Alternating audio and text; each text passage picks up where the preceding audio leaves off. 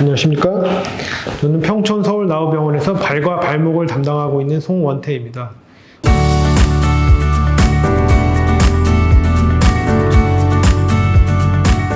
오늘은 무죄반증의 치료에 대해서, 치료에는 어떤 방법이 있는지에 대해서 소개해드리고자 합니다.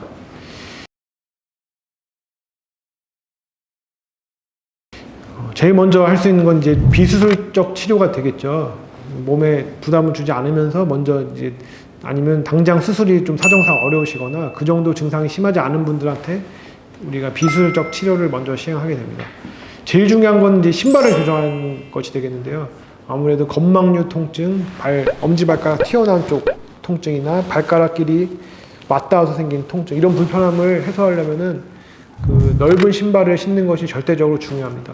제가 권장드리는 신발은 운동화 중에서도 좀 발 앞쪽 부분이 그 메쉬로 되어 있어서 신축성은 좋아서 잘 늘어나는 거. 발을 디뎠을 때 무제한 증상이 생기기 때문에 발을 디뎠을 때 잘 늘어나줘야 되거든요. 그래서 이런 신발을 일단은 우선적으로 권해드리고요. 점액낭염 염증 때문에 안쪽이 계속 부어있고 아픈 경우에는 우리가 이제 진통 소염제 등 약물을 처방해드리는데요. 그런 약이 염증을 가라앉히고 통증을 가라앉히는데 도움이 많이 됩니다. 다음으로는 집에서 할 수 있는 건 스트레칭이 있습니다. 이제 그 아무래도 발생 기전이 그 대각선 방향으로 잡아당기는 무지 내전근이나 근육 때문에 일어나기 때문에 그런 근육에 반대되는 방향으로 잡아당기는 스트레칭을 하라고 권유를 하고 있습니다. 그래서 발가락이 벌어지지 않도록 발을 안쪽으로 모아주고요. 이 상태에서 발가락을 바깥쪽으로 벌려주는 힘을 지속적으로 가해서 한 10초간 유지하고 풀어주고 10초간 또 유지하고 풀어주고 이런 식으로 스트레칭을 하라고 권장을 드리고 있습니다. 하지만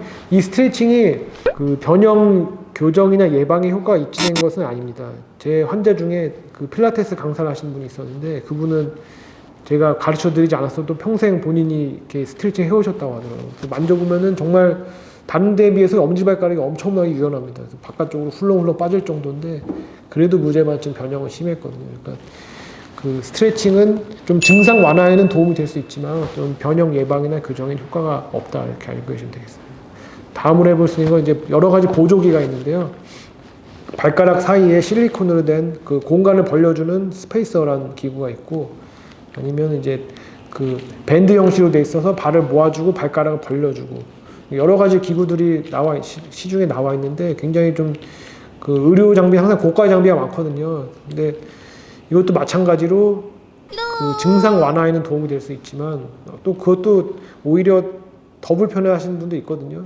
보조기를 차고 신발을 신었을 때 너무 그 이물감이 심해서 신을 수가 없다, 이런 분들도 많았고, 근데 교정 변형이나 예방 효과는 없기 때문에 신중하게 너무 이렇게 처음부터 고가의 그 보조기를 구입하시지 마시고 사용을 일단 해보시고 신중하게 결정하시는 게 좋겠습니다. 무죄반증은 증상이 더 중요한 것 같습니다. 이제 변형이 아주 심하고 보기에 흉하더라도 본인이 크게 불편함 없고 만족스럽게 잘 일상생활 하시고 운동하시는 분들이 있어요. 근데 그런 분들한테는 수술을 적극적으로 권하지는 않습니다. 하지만 변형이 심하지 않고 어떻게 보면 각도를 재봐도 경도의 무죄반증이라도 굉장히 불편해하시고 아파하시는 분들이 있거든요. 오히려 그런 분들한테 수술이 더 했을 때 더 효과적이고 더 만족도가 높게 됩니다. 그래서 항상 수술을 결정하시기 전에 현재의 불편한 증상을 좀 잘 정리를 해보시는 게 좋겠고요. 굉장히 현재까지도 수술 방법이 다양하게, 그 최근에 논문을 따르면 100가지 이상이 된다고 하는데 그런 굉장히 다양한 수술이 소개가 되고 있고, 소개가 되었고 또 새로운 기법이 계속 개발되고 학회에서도 또 논의가 되고 이렇게 활발하게 진행이 되고 있습니다. 이제 이 말을 좀 뒤집어 보면은 어떤 의학 용어로 골드 스탠다드라고 하는데요. 그러니까 정답은 없다는 겁니다. 어떤 절대적인 표준은 없고 그때그때마다 새로운 다른 방법도 적용을 할 수가 있고, 또 이게 또 최선이 아니고 또 다른 최선의 방법이 새롭게 나올 수 있다는 겁니다. 뼈를 잘라줘서 안쪽으로 옮겨주는 그 수술이 그 전통적인 그 무죄반증 수술의 개념이고요.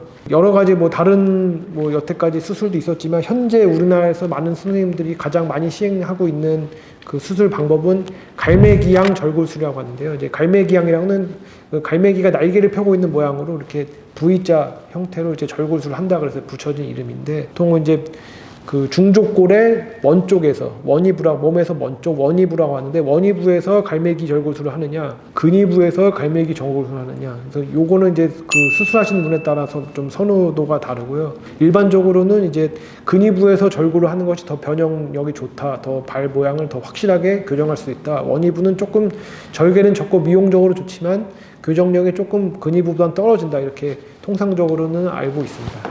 그래서 수술 전에 환자분의 발 모양, 특히 이제 체중 분할을 했을 때 발 모양을 여러 각도에서 엑스레이를 찍어봐서 분석을 하고 그에 맞는 수술 방법을 결정하게 됩니다. 최근에는 아까도 말씀드렸지만 그 무죄반증 수술에는 절대적인 표준이 없기 때문에 최근에도 많이 그런 방법에 대한 토론이 이루어지고 있는데, 이제 요새 최근에 가장 대표적으로 좀 이슈가 되는 것은 이제 발이 3차원적인 변형이란 겁니다. 무죄반증이 그냥 단순히 2차적인 평면에서 X자로 휘어지는 게 아니라 3차원적인 입체적으로 회전이 이루어지면서 휘기 때문에 그 회전을 교정을 해주는 게 맞지 않냐, 그래서 여기에 대한 토론이 많이 이루어지고 있습니다. 어떤 사람들은 그래서 뼈를 절골을 하고 전통적인 방법처럼 밀어주는 게 아니고 돌려서 회전 절골술을 해서 고정하자, 이런 분들도 있고, 어떤 부분은 이제 절골 뼈를 자르는 것 자체가 우리 전통적인 그 변형 교정, 그 디포미티 코렉션이라고 하는데, 그런 디포미티 코렉션의 그런 이론적인 면에서는 맞지가 않거든요. 변형이 있는 곳에서 교정을 해야 되는데, 변형이 있는 곳은 중족골과 요 족근골 사이 요 몸에서 가까운 관절이거든요. 요 관절에서 회전을 시켜서 고정하자, 뭐 이렇게 주장하시는 선생님도 있고, 조금 극단적인 경우인데 무죄반증이 뼈가 휘어지는 게 아니고 뼈의 위치가 바뀌는 거거든요. 똑바른 뼈가 바깥쪽으로 휘어져서 돌아가는 게 아니기 때문에 그런 변형이 아닌데 왜 뼈를 잘라서 틀어줘야 되느냐. 그래서 어떤 분들은 좀 극단적인 경우지만 뼈를 아예 건드리지 않고 연부조직만, 인대만을 인위적으로 만들어서 발을 좁게 만드는 그런 수술도 시도가 되고 있습니다. 제가 작년에 그 미국 족부학회 심화 코스에 참석을 했었는데, 거기에서 그 하루 종일 이제 이틀에 걸쳐서 강의를 하시는데요. 첫 번째 있던 세션이 무죄반증이었고, 그 세션의 첫 강의가 이 비침습적 그 무죄반증 수술이었습니다. 그 정도로 우리나라뿐만 아니고 미국에서도 전 세계적으로도 지금 가장 핫 이슈는 어떻게 보면 이제 비침습적 그 무죄반증 수술 미카라고 하는데요. 뭐 제가 뭐 아무튼 미국 선생님 특징이 이제 대체적으로 제가 영어를 아주 잘하지 못하도 아주 이해하기 쉽게 명쾌하게 잘 설명해 주셨습니다. 그래서 올해 국내 족부학회에서도 선생님들이 무죄반증의 비침습적 수술에 대해서도 많이 주제로 그 강의도 해주시고 하는데요. 그만큼 이제는 어떻게 보면은 무죄반증의 비침습적 수술이 전 세계적인 흐름이 아닌가 이렇게 생각이 됩니다.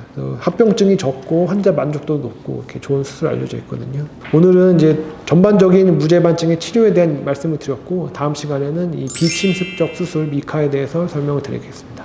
감사합니다.